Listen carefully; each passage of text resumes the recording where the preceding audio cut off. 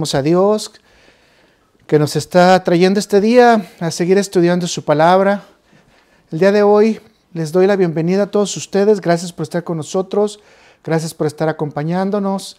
Gracias también por aquellos que se van a estar reuniendo por la internet o por los estudios a través del YouTube. El día de hoy quizás no vamos a traer nada nuevo, es cosas que vamos a tener que repasar de nuestra vida cristiana. Es como hacer un repaso antes de un examen. Eso es lo que vamos a tratar de llevar en nuestra vida, ese gran repaso que tenemos que hacer para tener la orientación que Dios nos da a través de su gracia en todas las cosas que tenemos que hacer todos los días de nuestra vida hasta que Él venga o hasta que nos lleve a su presencia.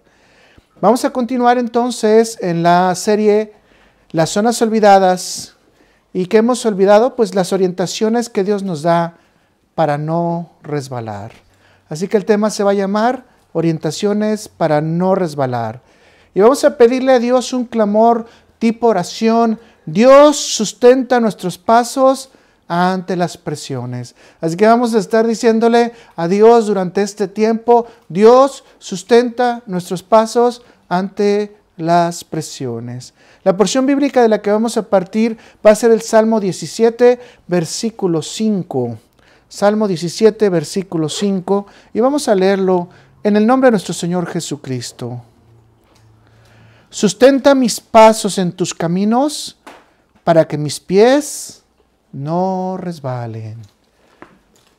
Sustenta mis pasos en tus caminos para que mis pies no resbalen. Vamos a orar. Gracias, Señor Padre Celestial bendito. Alabado y adorado Señor. Ponemos todo nuestro corazón en este momento, nuestra cabeza, nuestra mente, Señor, a ti. Sabemos que tú eres el único dador de la gracia, el que nos sustenta, el que nos cubre con sus alas, el que nos da su amor, el que nos da su perdón y nos da la salvación. Gracias, Señor, porque has extendido tu misericordia a nosotros. Señor, te vamos a pedir como esta oración, cuida nuestros pies de no resbalar. Ayúdanos, Padre Celestial, ante las dificultades. Danos entendimiento para saber cómo proceder cuando venga la prueba, cuando venga la tentación, cuando venga todas esas controversias que a veces tenemos que enfrentar. Ayúdanos, Padre Celestial, porque no es simple. Danos un corazón dispuesto a ti. Danos una mente abierta a ti. Que nuestras manos trabajen para ti, Padre Celestial. Ayúdanos porque el mundo cada día está más difícil. Ayúdanos en las presiones, en las tensiones, especialmente en aquellas cosas que nos causan dudas y temores. Padre, te pido por cada uno de los que están aquí, para que tú les llenes su corazón de valentía, de fortaleza, de sabiduría y especialmente de ese temor de Dios. Gracias, Señor, porque tú eres bueno. Gracias, Señor, porque tu misericordia se extiende para siempre. Gracias, Señor, por nuestro Señor Jesucristo y por la salvación tan grande que nos diste a través de Él. Te pedimos todo, Señor. Ayúdanos durante este estudio, guíanos durante este estudio y que sea tu santa palabra reinando en nuestro corazón. En el nombre de Cristo Jesús. Amén, amén y amén. Necesitamos la gracia divina para poder enfrentar los obstáculos, las dificultades, las pruebas, las tentaciones y todo aquello que no agrada a Dios, manteniéndonos firmes en su camino a través de su gracia. ¿Para qué? Para no resbalar. Porque la caída que vamos a tener no es ante el mundo, la caída que tendríamos sería ante los ojos de Dios. Firmes en el camino para no resbalar. En 1 Corintios 10, versículos 12 al 13 dice: así que el que piensa estar firme, mire que no caiga. Y está obviamente repitiendo Pablo el Salmo 17, versículo 5. No os ha sobrevenido ninguna tentación que no sea humana, pero fiel es Dios, que no os dejará ser tentados más de lo que podéis resistir, sino que dará también juntamente con la tentación la salida para que podáis soportar. Interesantes. 3 puntitos bien sencillos que podemos rescatar de manera inmediata sobre este versículo. Así que Pablo nos está advirtiendo, porque muchos de los que eran de la iglesia de ese tiempo estaban teniendo su propia vanidad, su vanagloria, su egoísmo, su soberbia, egolatría, obviamente no compartían el pan y muchas más cosas que podemos ver nosotros en las diferentes cartas, especialmente en los Corintios. Esto nos dice exactamente lo que Pablo estaba diciendo. Ustedes que se creen seguros, ustedes que se creen que están correctos, cuídense de no resbalar. Porque las tentaciones no vienen de origen humano. Ok. Pero fiel es ¿qué? Dios. Y vamos entonces a ver 3 puntos inmediatamente en este versículo. Número 1. Y estas son cosas importantes porque deben de alimentar nuestro corazón. Dios es fiel y nunca nos dejará tentados, mis hermanos. ¿Estamos escuchando? Esto es algo que debería de llenarnos de gozo. Dios es fiel y no nos dejará tentados.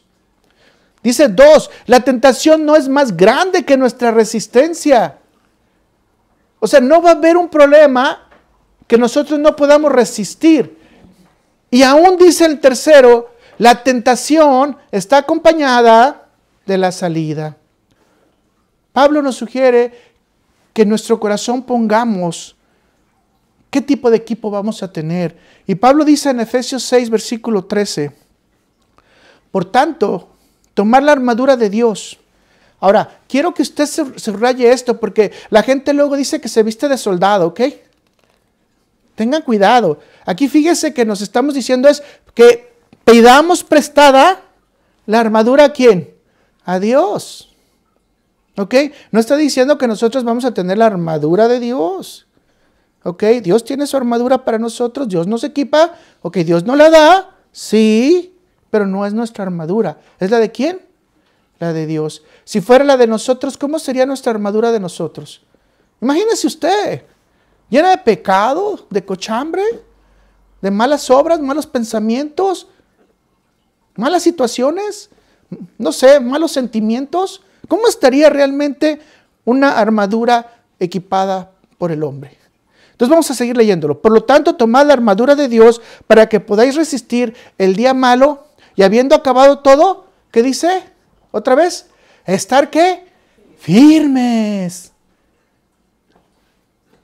Parece que si nos quedamos firmes en lo de Dios, puede venir vientos, puede venir mares, puede venir tempestades, pueden venir ríos bravos y vamos a estar firmes, plantados en la palabra de Dios. Y voy a repetir, plantados en la palabra de Dios, en las promesas de Dios. Y aquí dice que lo único que nos puede mantener firmes es ¿qué? La armadura de Dios.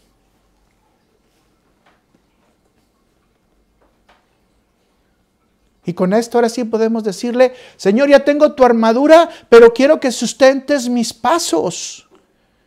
Y esto lo vuelve a repetir en el Salmo David, en Salmo 41, versículo 12, que dice, en cuanto a mí. Fíjese cómo David se separa del pueblo. ¿Qué dice? ¿En cuanto a quién? A mí. En integridad me has sustentado. ¿Quién lo sustentó? Dios. ¿En qué? En integridad. Y me has hecho estar delante de ti para siempre. ¿Cuántos de nosotros queremos estar plantados, firmes, sin resbalar, enfrente del Señor? En integridad y obviamente voy a agregar nuevamente, y en santidad. El hombre entonces y la mujer de Dios tienen una sola necesidad. Que la gracia de Dios, la presencia de Dios siempre esté enfrente de él, enfrente de ella. Y esto nos va a ayudar a vivir en integridad. Tengamos cargas, tentaciones, provocaciones del mundo, tengamos problemas espirituales, no importa. ¿Estamos delante de qué? De la presencia de Dios. Firmes en sus palabras, vestidos de su armadura. ¿Quiere algo más? Así que el hombre y la mujer de Dios sustenta de manera personal ¿qué? a todo el cuerpo de Cristo, a su matrimonio, a su familia, a sus hermanos. Porque cada día sabe que su misión es llevar a todas las personas ante la presencia de Dios para que encuentren la santa paz, que es lo más importante, el arrepentimiento del pecado, el conocimiento de Cristo y obviamente la salvación. Se logra el proceso completo de reconciliación. Así que, mis hermanos, si vamos a tener la armadura de Dios, nosotros tenemos que orar, pedir, interceder a Dios para que nuestra familia sea un cuartel, para que nuestro matrimonio sea un cuartel, para que nuestro trabajo en los lugares que estemos sea un cuartel, pero especialmente para que nuestras iglesias locales sean verdaderos cuarteles en donde nosotros, los siervos, no voy a decir los soldados, los siervos de Dios podamos reposar ante todo el acoso que vamos a vivir todos los días de nuestra vida. Y esto tenemos que pensar, si cuando yo llego a mi casa tengo un cuartel de descanso o tengo un cuartel de destrozos, peleas, conflictos y manantiales, obviamente, de problemas. Mis hermanos, necesitamos orarle a Dios para encontrar una mayor paz en estos lugares, porque aquí serían lugares de descanso en los cuales no estaríamos enfrentando al mundo. Debemos de orar, señores, debemos de orar, hermanos, debemos de orar, hermanas, para que Dios conceda que nuestra casa, nuestra iglesia, sean lugares de descanso para nosotros. Porque podemos confiar que tenemos al Dios de paz.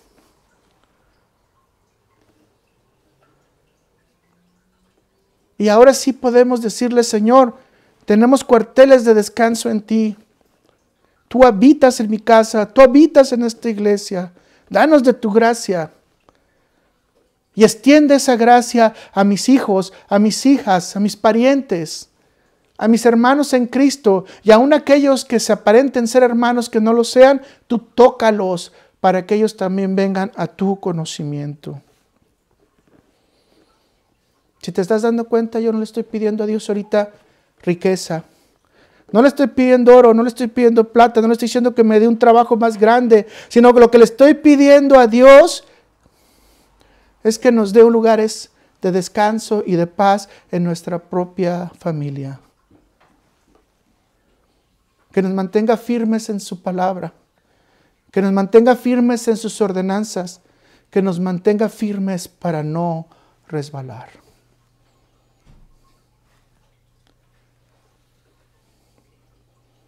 Aquí pudiéramos fácilmente terminar, pero quisiera yo darte los 5 puntos que nos van a ayudar, o más bien 4 te voy a dar solamente.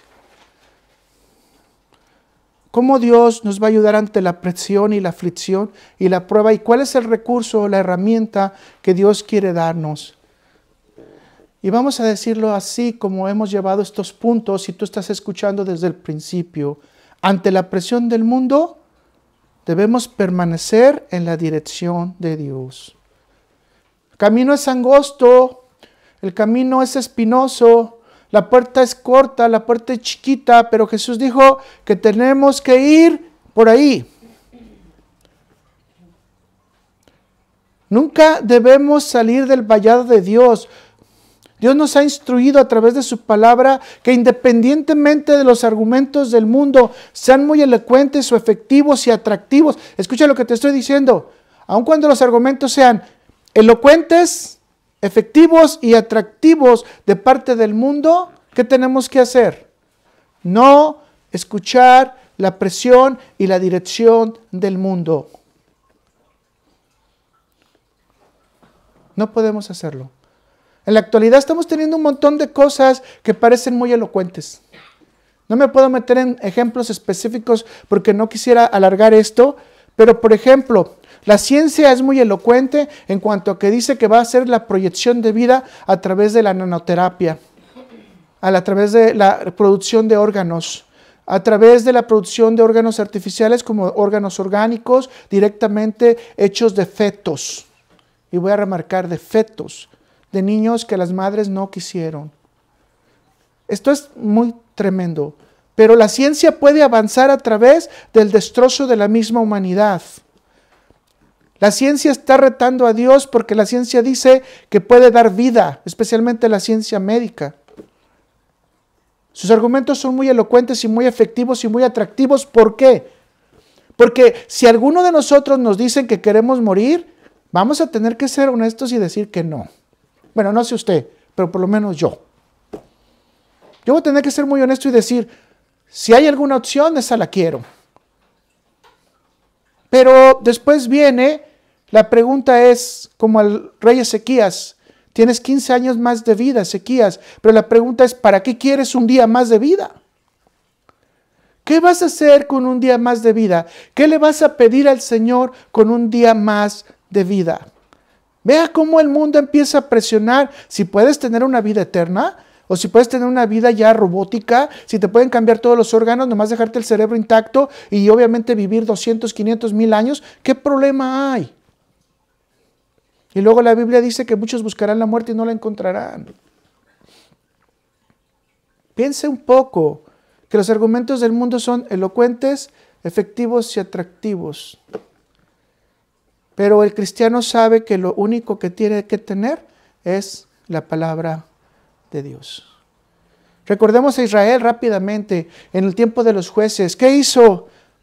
Fue atractivo, fue efectivo, fue elocuente, había dioses, ellos querían ser como las naciones, a cada rato se metían en problemas. Tenemos a muchos jueces, ¿verdad? Entre los que podemos mencionar Gedeón, Sansón, Barak, etc. ¿Y por qué Dios tuvo que mandar jueces?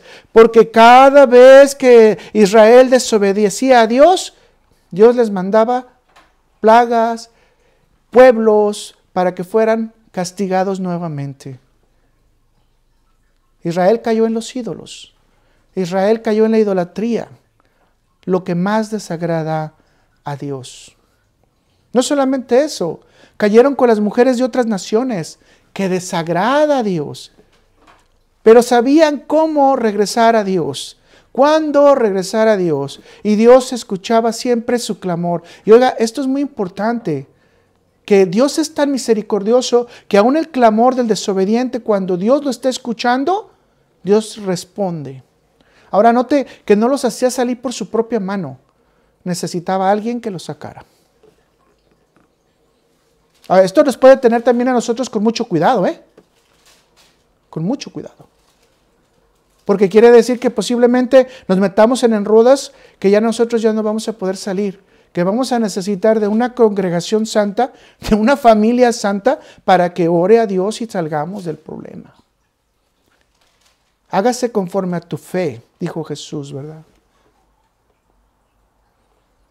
No solamente esto.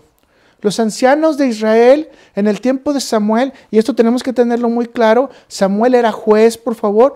El libro de los jueces no termina en jueces, sigue con Samuel hasta la consagración obviamente de Saúl como rey, ¿de acuerdo?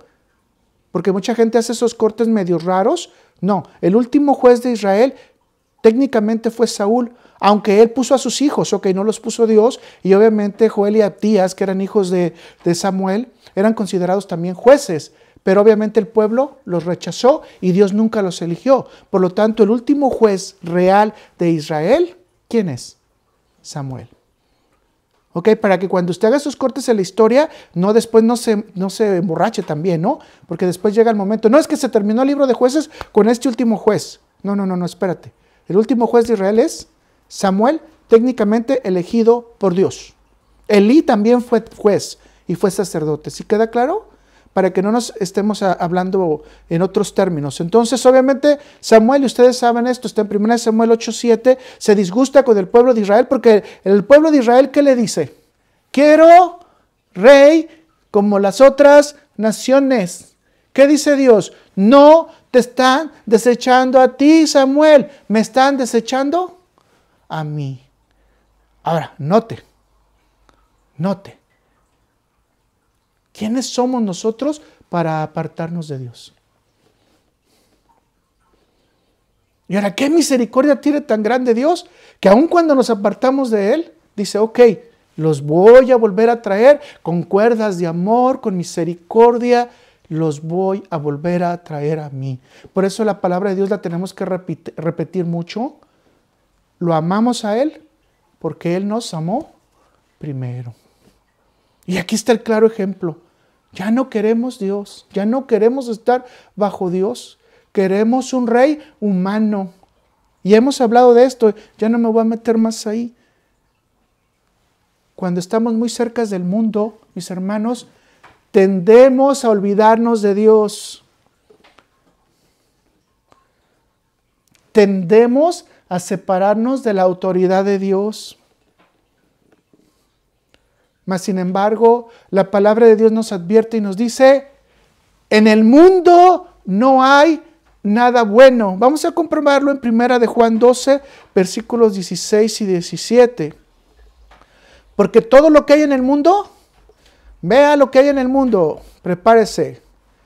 Los deseos de la carne, los deseos de los ojos y la vanagloria de la vida no provienen del Padre, sino del mundo. ¿De dónde provienen? Del mundo. Ok, perfilémonos nuevamente. Los deseos de la carne, los deseos de los ojos y la vanagloria de la vida son ¿de quién? Del mundo, no son de Dios. Y el mundo pasa y sus deseos, es decir, finito, se acabó. No más. Pero el que hace la voluntad de Dios, y otra vez la palabra, permanece para siempre. Firme. El que hace la voluntad de Dios está firme, no en los deseos de la carne, no en los deseos de los ojos y no en su vanagloria propia. Está al servicio en humildad y mansedumbre, en temor de Dios y en sabiduría. Mis hermanos, este versículo debería hacernos temblar. Totalmente y más en este tiempo, porque muchos de nosotros estamos persiguiendo ya esto. Deseos de la carne, deseos de los ojos y la vanagloria de la vida. Creemos que ya tenemos el paraíso en esta tierra. Hemos comprado una buena televisión, hemos tenido un buen carro, tenemos una buena casa, una buena esposa, un buen lonche, una buena comida. Especialmente aquí en los Estados Unidos podemos disfrutar de todo el tipo de comidas a nivel mundial. O sea, hemos llegado al paraíso. No nos equivocamos. Aquí dice la palabra de Dios que en el mundo no hay nada bueno. Podemos decirlo porque muchos me van a debatir este punto y yo lo sé, de que todo es bueno porque Dios lo hizo. Sí, todo es bueno porque Dios lo hizo, pero la intención del corazón no es buena, entonces Dios no hizo tu mala intención del corazón. Esa es una decisión que toma uno de que su decisión sea por el bien o su decisión sea por el mal. Eso no es responsabilidad de Dios, es responsabilidad de usted. Y como yo se lo he dicho, las buenas decisiones te pagan, las malas decisiones te cobran. No sé qué quieras pagar o cobrar. Esta es la buena noticia. Todos tenemos la oportunidad de permanecer siempre en la voluntad de nuestro Señor, firmes en la voluntad de nuestro Señor para no caer. Dios no nos deja solo, Dios nos lo dijo en los primeros versículos que leímos, Dios es fiel. A través de su palabra nos da soluciones, ante las dudas nos quita las aflicciones, ante el dolor nos da la salud. Ante la presión del mundo nos ofrece su protección. Así que tenemos la mejor protección que se llama Cristo Jesús. Así que la solución a todo esto es permanecer en la paz de Cristo. Permanecer en la paz de Cristo. Juan 16, versículo 33. Y ahora se está dando cuenta cómo permanecemos y estamos firmes. Permanecemos, estamos firmes. Los cimientos, ¿cuáles son? Permanecer en la voluntad de Dios. Permanecer haciendo sus cosas. Permanecer obedeciéndole. Permanecer ahora ¿en quién? En Cristo. ¿En qué parte de Cristo? En la paz que Él nos da. Juan 16, versículo 33 dice, estas cosas he hablado para que en mí tengáis paz. Y ahora escuchen lo que Jesús contrasta. En el mundo tendréis aflicción. ¿Pero qué dice Jesús? Pero confiad, yo he vencido al mundo. Levante la mano los que confían en que Jesús ya venció al mundo. Y si es así, entonces nosotros permanecemos en la paz de Cristo cuando tenemos aflicciones del mundo. Cualquier aflicción del mundo la tenemos que tomar en la paz de Cristo. Déjenme darle este ejemplo. Tuve un cliente en esta semana que obviamente el diagnóstico que le dieron era un poquito raro. Y le dijeron que tenía posiblemente cáncer en el riñón. Entonces, él todos los días, durante el último mes, ha estado pasando en su cabeza que tiene cáncer en el riñón, cáncer en el riñón, cáncer en el riñón. Y yo le pregunté algo. Le digo, ¿eres cristiano? ¿Correcto? Sí. ¿Cómo tú crees que se aplica la palabra en mí tendréis paz? Se quedó pensando y le digo, si Dios quisiera darte solamente un día más de vida, ¿cómo tú harías este proceso para decir que sentirías paz de parte de Dios? Él se quedó pensando y le volvió otra vez a repetir, si fuese tan mala tu situación y no tuvieras solución, ¿qué tú harías para agradar al Señor en tus últimos momentos? ¿Qué harías tú para adorar a Dios en tus últimos momentos? Y se quedó y me dijo, es que estoy muy afligido.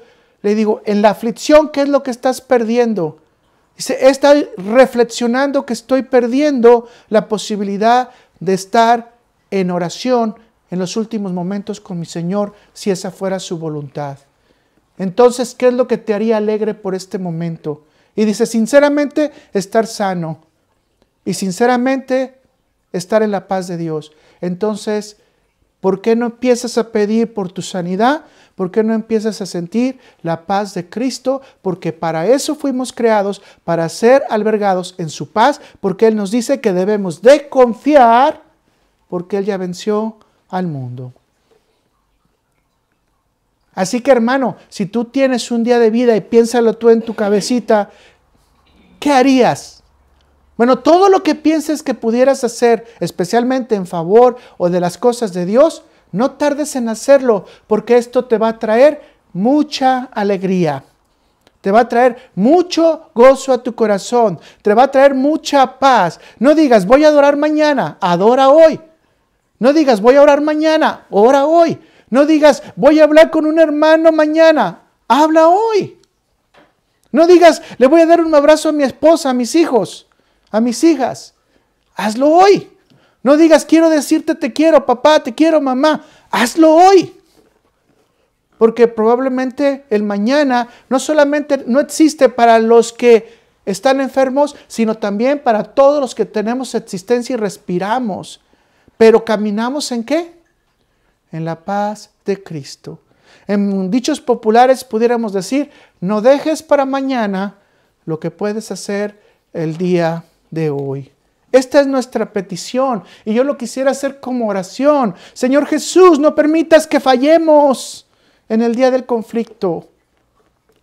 No me permitas regresar al polvo del cuerpo sin haber vivido tu paz, sin haber vivido tu salvación, sin haber dejado al mundo y las presiones del mundo para gozar tu adoración, para poderte adorar, para poder vivir contigo, para que tú me pongas firme en tu santidad. Esta sería la oración que tenemos que hacer. Señor, no fallemos ante ti en el día del conflicto. Confiemos plenamente que tus palabras son verdad y que tú nos estás dando la paz.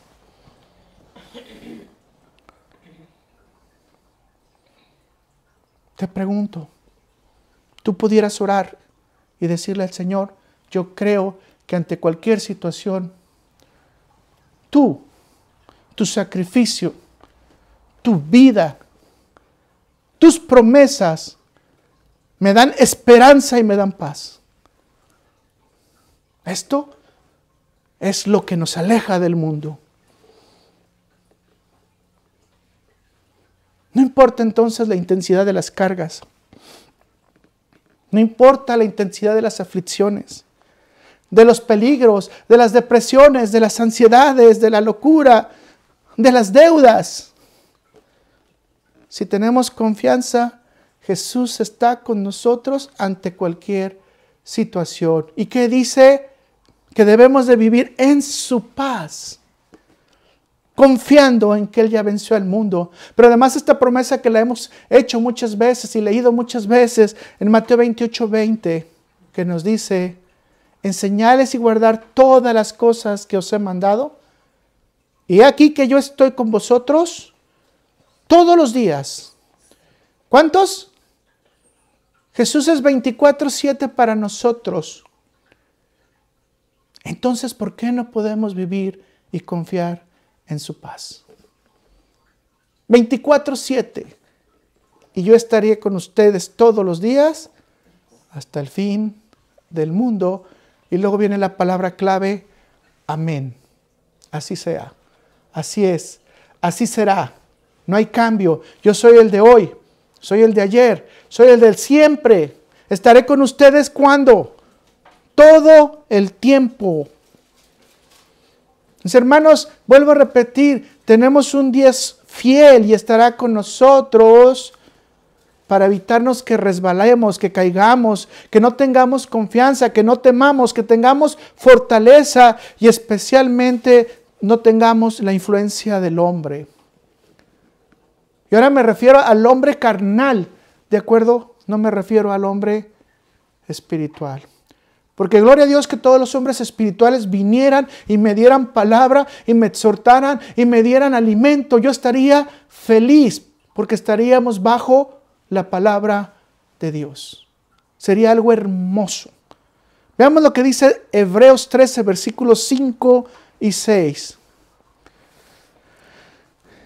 Y usted póngase en el lugar para ver si estamos en ese nivel ya. Sean vuestras costumbres sin avaricia, contentos con lo que tenéis ahora.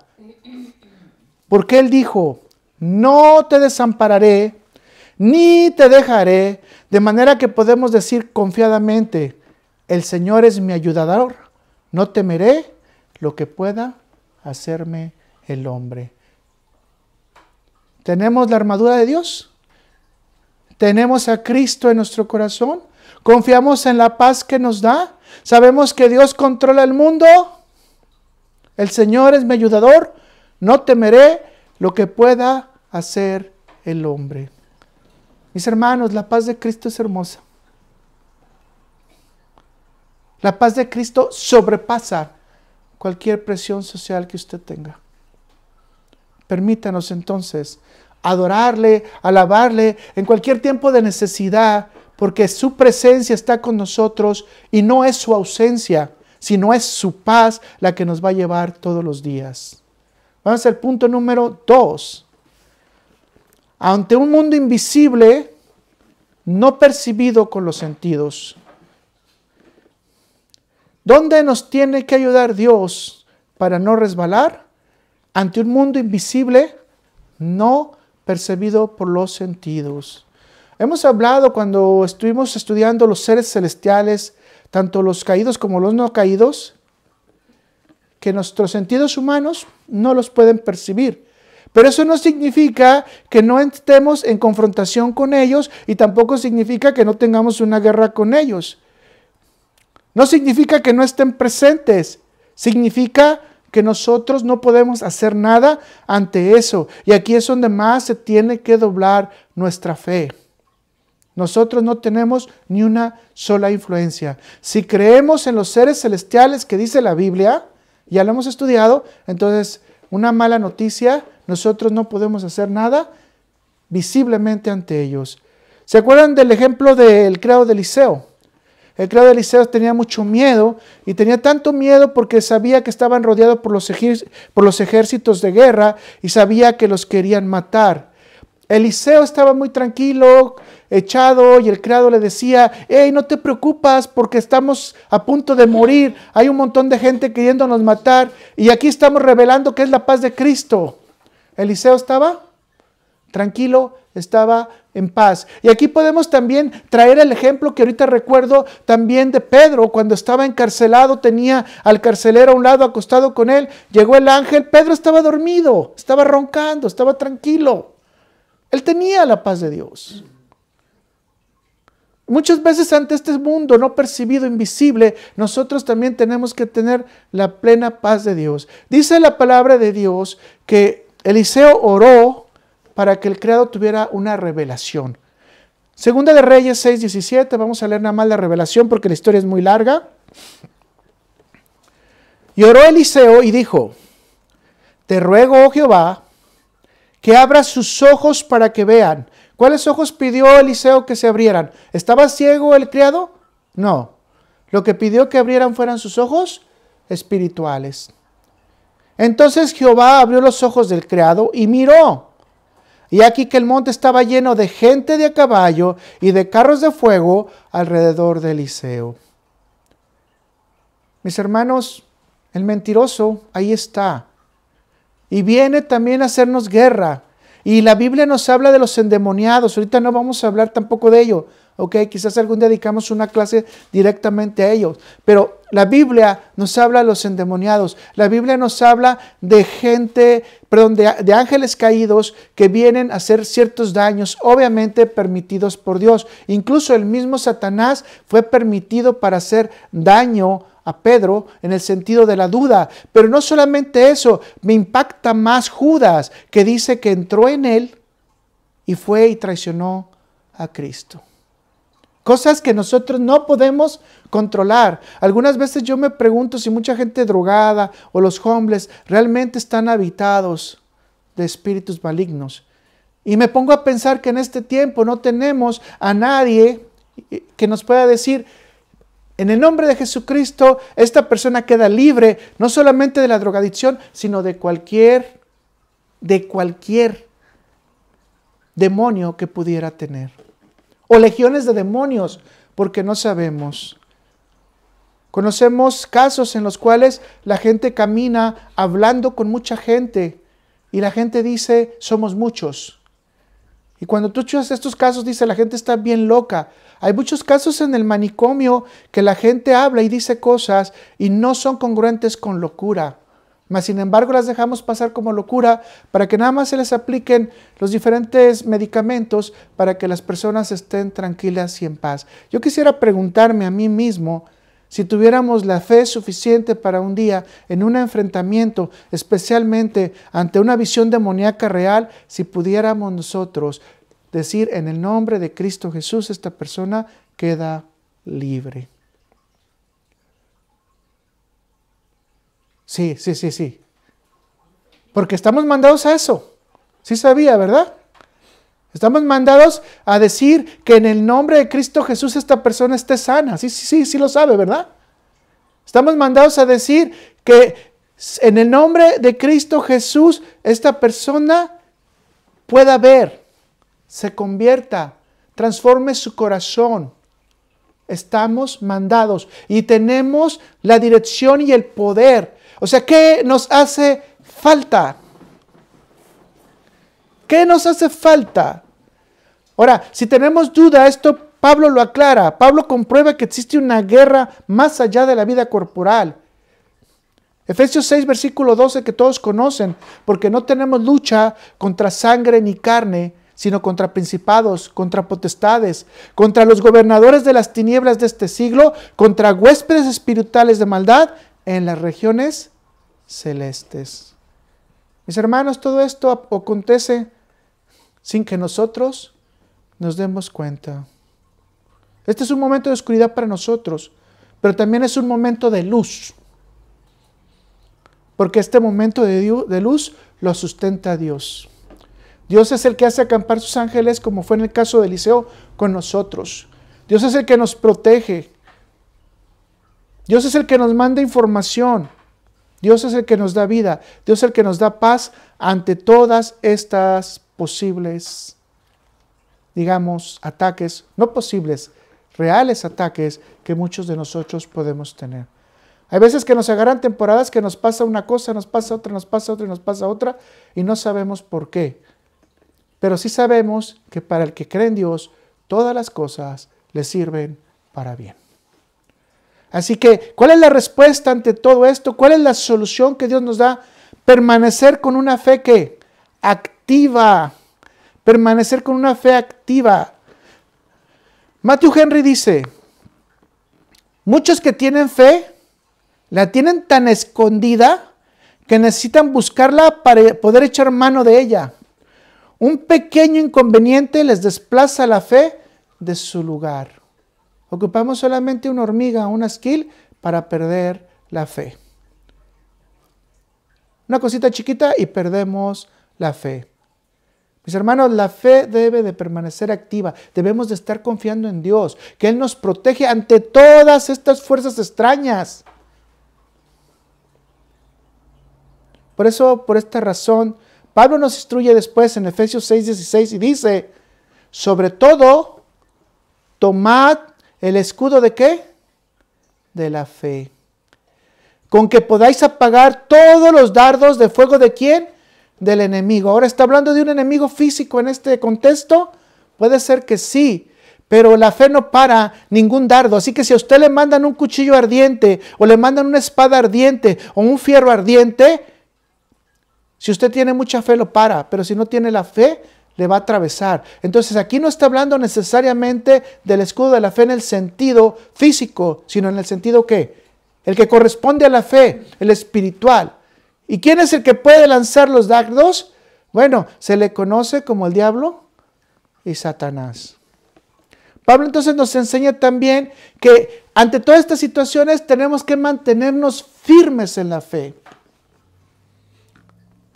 En 2 Timoteo 4, versículos 7 al 8 dice Pablo, he peleado la buena batalla, he acabado la carrera, he guardado la fe. Por lo demás, me está guardada la corona de justicia, la cual me dará el Señor juez justo en aquel día, y no solo a mí, sino también a todos los que aman su venida. Señor, podemos pedirle en este momento, eleva nuestra fe para que al final de la jornada salgamos todos vencedores. Señor, eleva nuestra fe para que todos aquellos ángeles malignos que quieren hacernos daño se tropiecen con ¿quién? Con tu escudo, con tu coraza, con tu armadura, con Jesucristo. Y ahí nos quedamos para nosotros tener nuestra fe arraigada, permanente, firme, para no resbalar aunque hubiera conflictos en el mundo celestial. 3. ¿De qué nos tiene que cuidar Dios? De no resbalar de la influencia de grupos cercanos.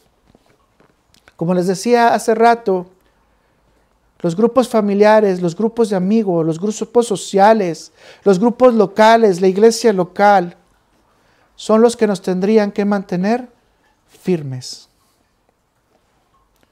Mas sin embargo estamos siendo testigos que a través del tiempo, a través de las influencias del mundo, a través de la entrada de la maldad a la iglesia,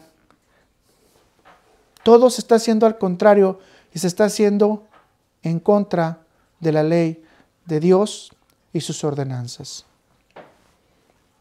Así que cuanto más nos acercamos a ciertos grupos, mayormente tendremos su influencia. Para entender esto es muy rápido. Lot rápidamente se acostumbró a estar cerca de Sodoma y Gomorra. Se acostumbró a vivir como ellos. Incluso ofreció a sus hijas como parte de la cultura para que los ángeles no fueran tampoco lastimados, por no decir la otra palabra. Lot no estaba ya en el nivel celestial. Lot ya no estaba acercándose a Abraham. Ya no dice la Biblia que Lot regresó a Abraham para tener una convivencia con él. Dice que Lot se metió en un montón de problemas. De hecho, fue secuestrado, tuvo que ser rescatado por Abraham nuevamente. Lot tuvo que ser salvado por los ángeles por las peticiones que realizó. Entre más se acercó Lot al mundo, más se acercó ¿a qué?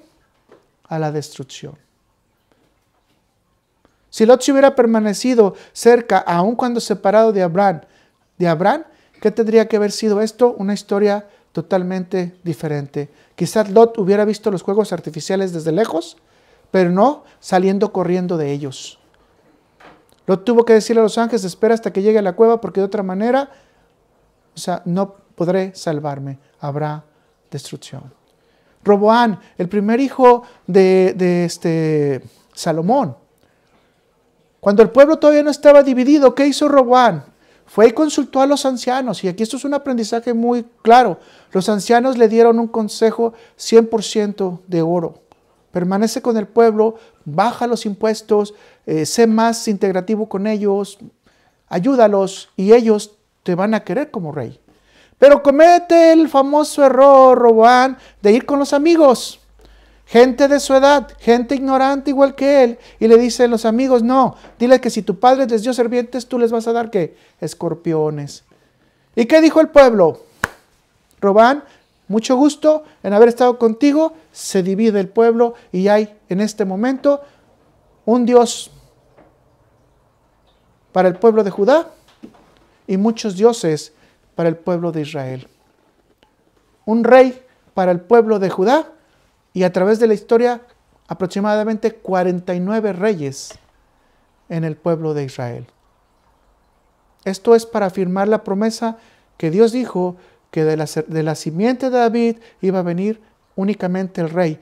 Una sola familia representó todo Judá y 49 familias representaron a Israel. Lo que quiere decir que la fidelidad de Dios está ahí, demostrado en la Biblia, demostrado en todo el libro de Reyes, en todo el libro de Crónicas. Pero si Roboán hubiera escuchado a los que tenían el fervor por Dios, hubiera tenido un dominio completo del reino. Pero como escuchó a los que eran del mundo, al grupo de sus amigos, que también eran súper ignorantes, que no eran tampoco sensibles al pueblo, ¿qué fue lo que pasó? El pueblo se separó. ¿Qué necesitamos nosotros? Porque toda esta gente, como se los digo, son gente que amamos.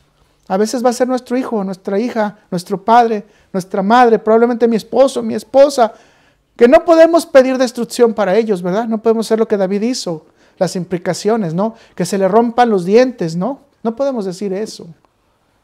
Así que la herramienta que Dios nos dice, permanecer firmes en Dios, ¿en medio de qué? Por medio de la oración. Mis hermanos, no existe cosa más hermosa que estar en un diálogo directo con Dios y escuchándole. Si estás con Dios en un diálogo directo, ¿crees que Dios te va a dejar caer? ¿Crees que Dios te va a dejar resbalar? No. En uno de los versículos más pequeños de la Biblia, dice, orad sin cesar. 1 Tesalonicenses 5, versículo 17. ¿Cuántos de ustedes creen que realmente la oración es un acto sublime? Es una fiesta que debe llevarse con alegría. Es ponerse las mejores galas, la elegancia y las mejores fragancias ante Dios, porque nos vamos a mostrar con un corazón transparente ante el Rey de Dios, Reyes y el Señor de Señores. Es un encuentro ¿con quién? Con nuestro Señor Jesucristo, con el Padre, con el Espíritu Santo. ¿En qué lugar, mis hermanos?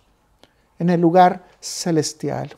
¿Sí sabe que usted tiene 24/7 para entrar a orar con el Señor? 24/7.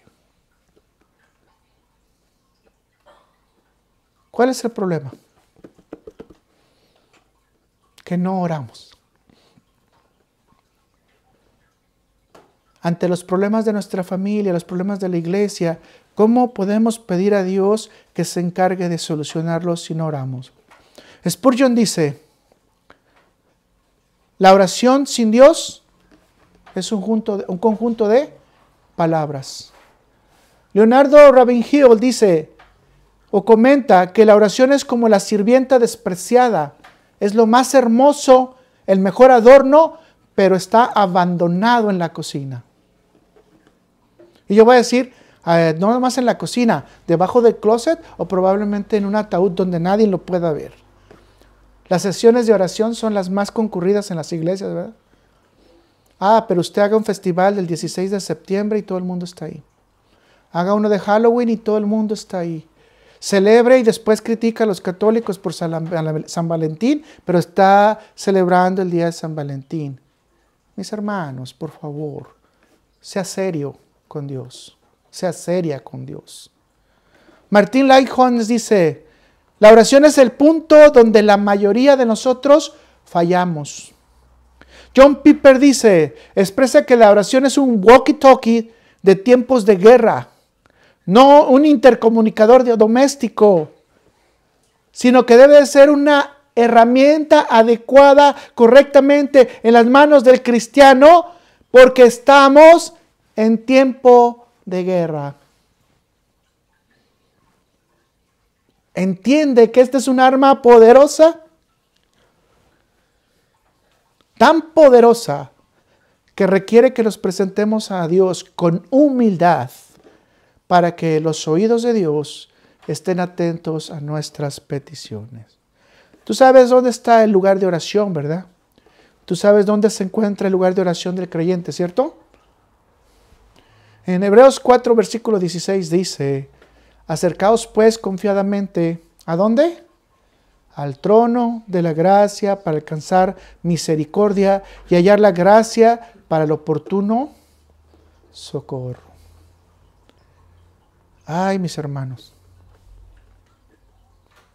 En la oración entramos ¿a dónde? Al trono de la gracia. ¿Entramos a qué? A ver a Cristo. Entramos al lugar más sublime y respetado. Y el ejemplo de Esteban nos dice exactamente cómo entramos. Cuando se abrieron los cielos, cuando Esteban estaba siendo apedreado, dice que volteó arriba y vio al Padre y a la derecha a Jesucristo. Y él estaba lleno ¿de qué? Del Espíritu Santo. Y ahí podemos ver la Trinidad completa para aquellos que discuten tanto. ¿Vio a quién? Los cielos abiertos, vio al Padre, vio a Jesucristo a la derecha y él estaba lleno ¿de qué? Del Espíritu Santo.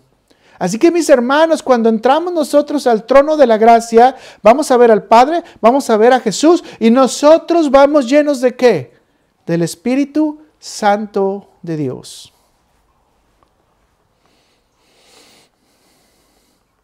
Yo te quiero preguntar si esto lo crees realmente.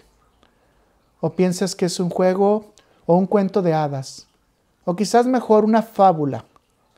Bueno, el que es creyente sabe que Dios es creador en los cielos, es creador de la tierra y que para eso envió a su Espíritu Santo para apoyarnos a través de Cristo, para llevarle nuestras cuentas y especialmente que Cristo está haciendo la función de sacerdote y abogado por usted y por mí.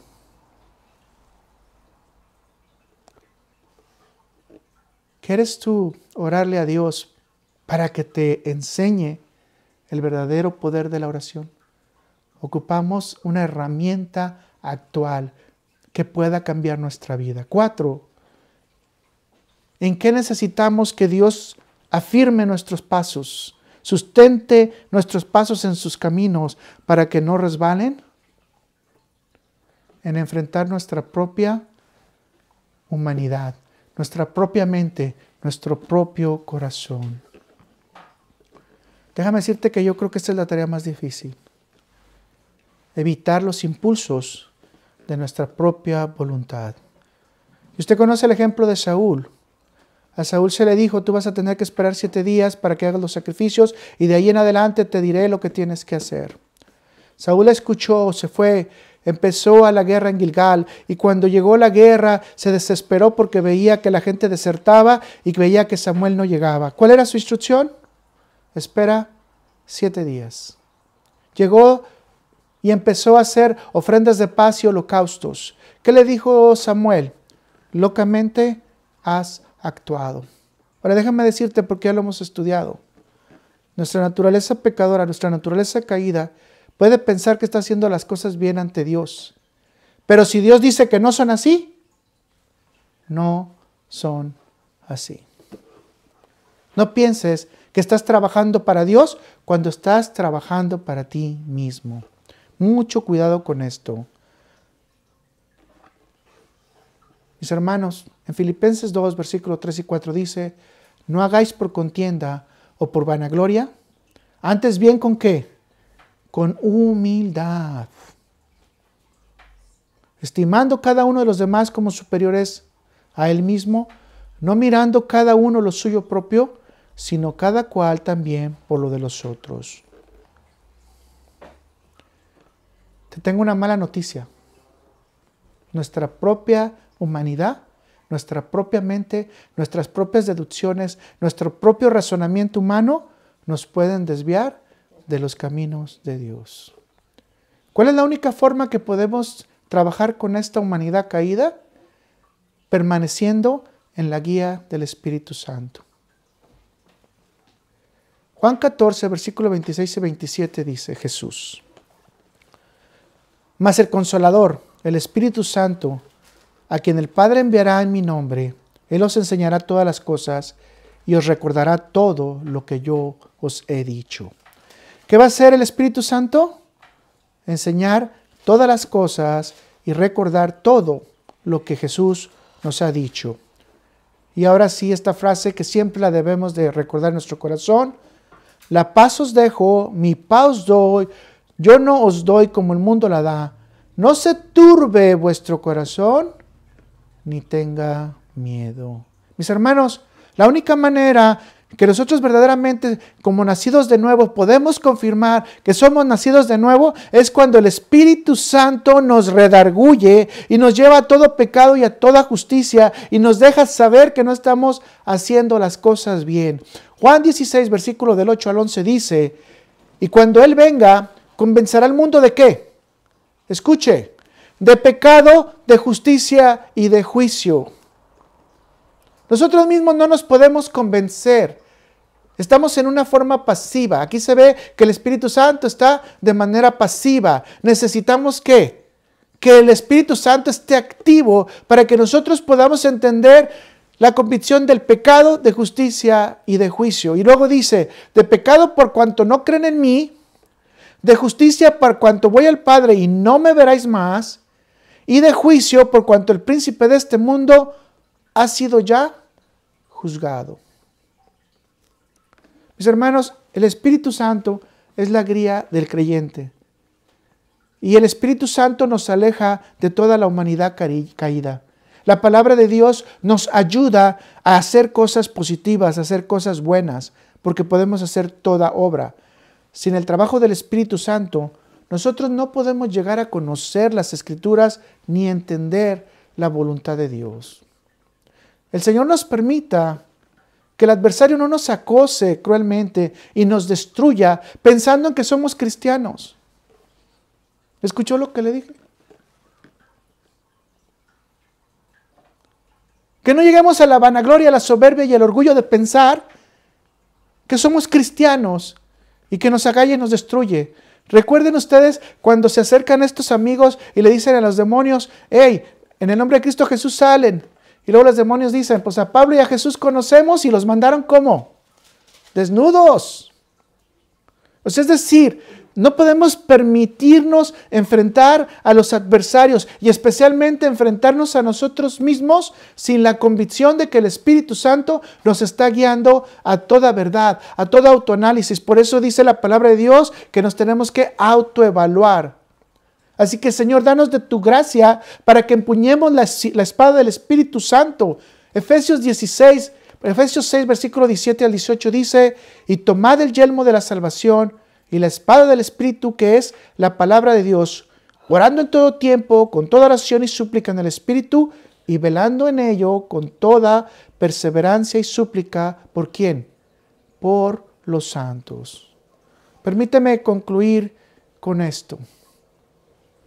El creyente debe de permanecer en Dios para no resbalar, sabiendo que tiene una morada final y que se encontrará finalmente con Cristo en una eternidad. Juan 14, versículo 2 al 3 dice: en la casa de mi Padre muchas moradas hay. Y si así no fuera, yo lo hubiera dicho. Voy pues a preparar lugar para vosotros.